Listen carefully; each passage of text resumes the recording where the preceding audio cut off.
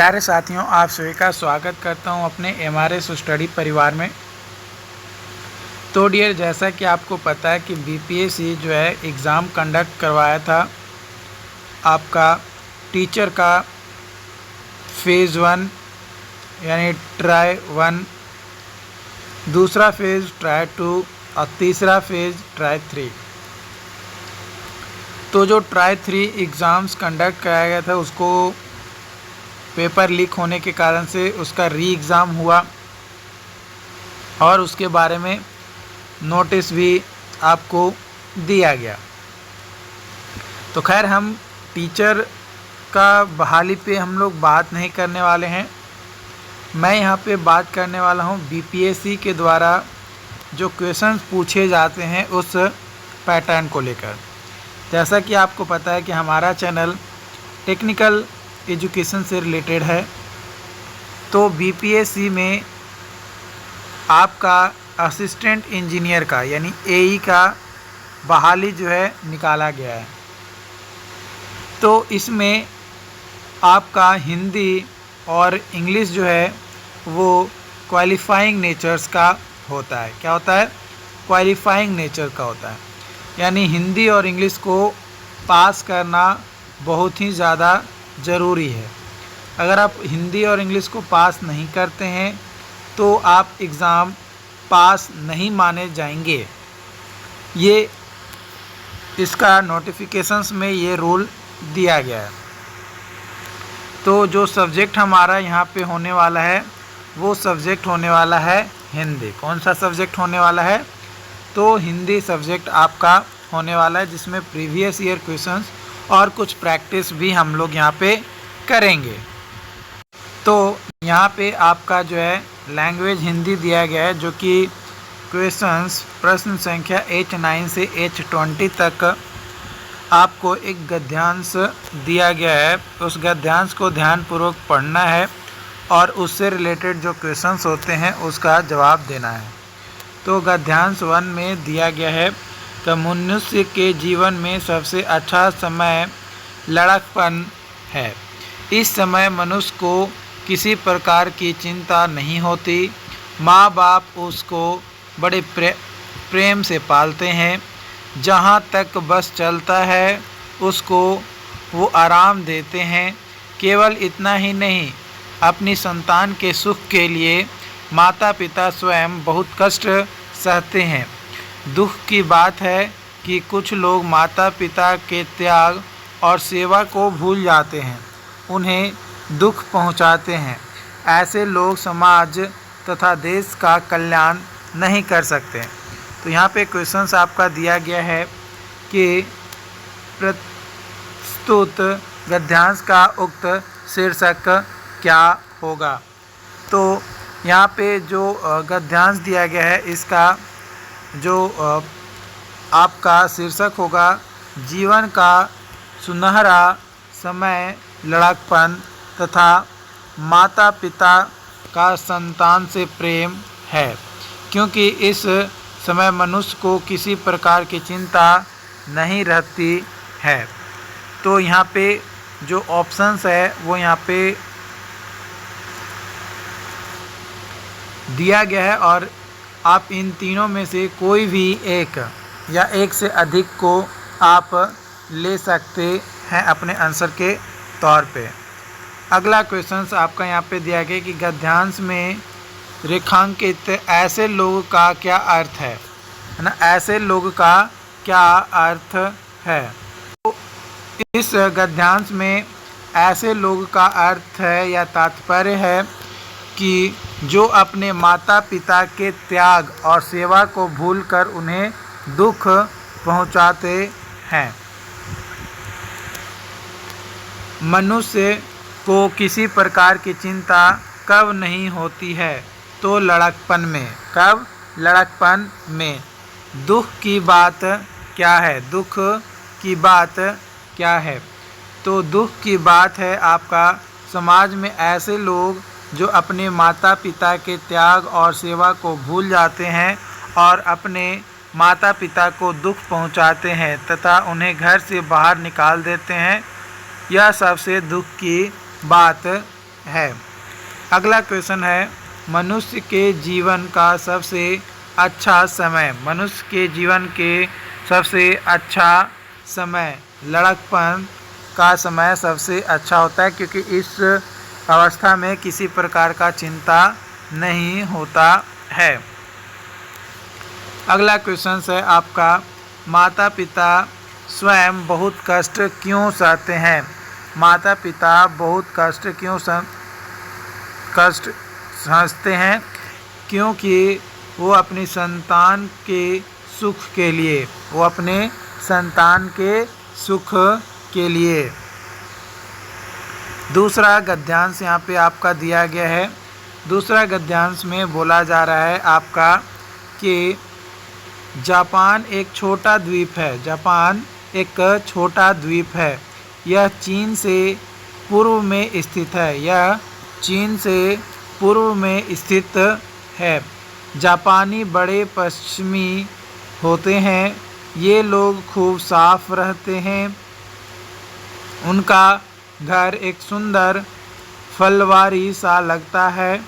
ये देश के लिए सब कुछ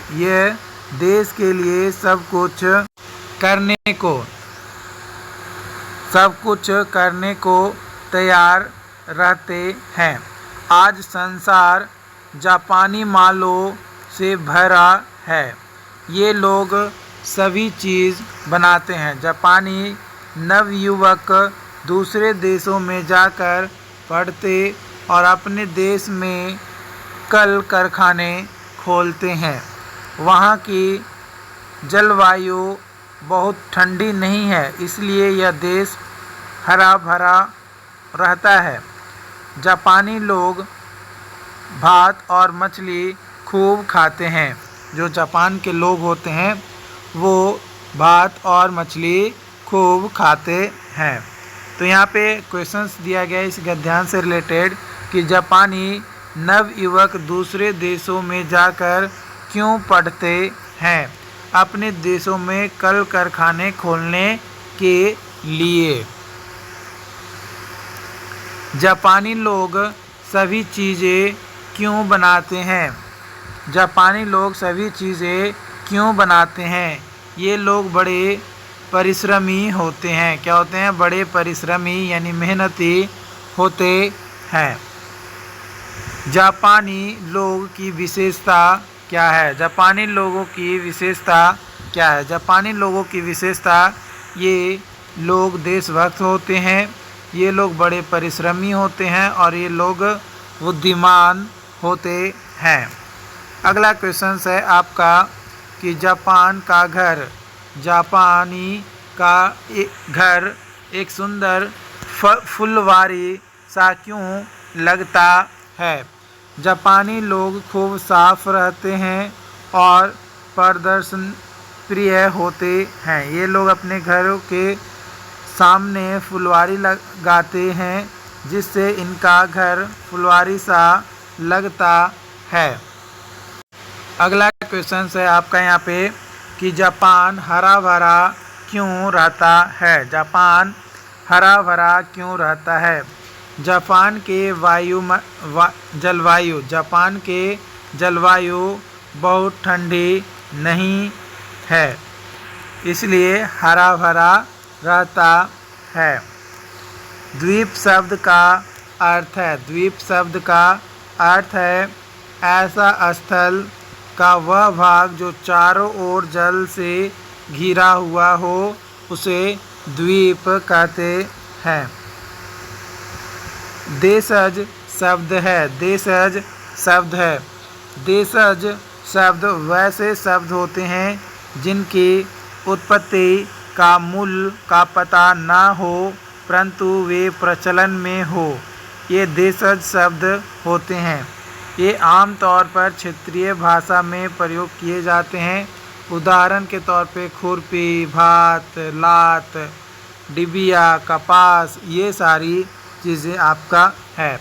तो यहाँ पे ऑप्शंस के हिसाब से अगर देशज शब्द बात किया जाए तो भात जो है देशज शब्द है, खुरपी भी देशज शब्द है और लात भी देशज शब्द है। यानी उपयुक्त में से एक से अधिक आपका सही उत्तर हो जाएगा। अगला क्वेश्चन है, निम्न में से किस शब्द का प्रयोग सदा बहुवचन में होता है? तो सदा बहुवचन में शब्द प्रयोग किया जाता है दर्शन, प्राण, आंसू, गुरुजन, स्त्रियां इत्यादि। बहुवचन किसी शब्द का वह रूप जिसका प्रयोग एक से अधिक व्यक्ति या वस्तुओं को संदर्भित करते समय किया जाता है। अगला क्वेश्चन है आपका यहाँ पे, मिठास शब्द में कौन सा प्रत्यय है? मिठास शब्द में कौन सा शब्द प्रत्यय है?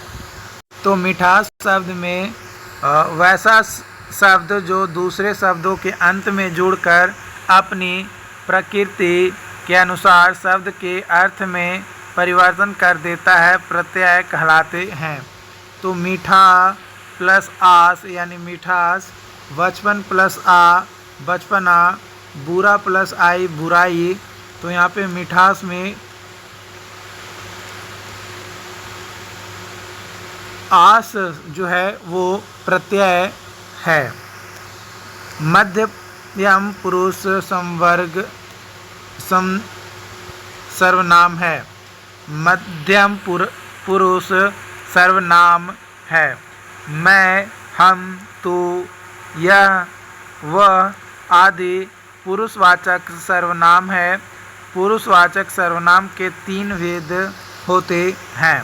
पहला, उत्तम पुरुष इन सर्वनाम का प्रयोग स्वयं बोलने वाले अपने लिए करता है, जैसे मैं, मुझे, हम, आपको आदि। मध्यम पुरुष इन सर्वनाम का प्रयोग बात सुनने वाले अर्थात सामने वाले के लिए किया जाता है। तुम, तुझे, तुम्हें, आप, आपको इत्यादि। अन्य पुरुष इन सर्वनाम का प्रयोग बोलने वाला किसी अन्य तीसरे व्यक्ति के लिए करता है, जैसे वह, अपने, उसके, उसका, उन्हें इत्यादि। तत्सम शब्द है। तत्सम शब्द जो शब्द संस्कृत के सीधे हिंदी में उसी प्रकार स्वीकार किए जाते हैं उसे तत्सम शब्द कहा जाता है। सूर्य, दिवस, परिवहन, प्रभात, प्रभाव। तो ये आपके तत्सम शब्द हैं। यहाँ पे उपयुक्त में से एक से अधिक आपका यहाँ पे सही उत्तर हो जाएगा। तद्भव शब्द वे शब्द होते हैं जो संस्कृत के मूल शब्दों से परिवर्तित होकर हिंदी में प्रत्युक्त होते हैं, उन्हें तद्भव शब्द कहते हैं। जैसे हल्दी, मुंह, गांव, दूध आदि।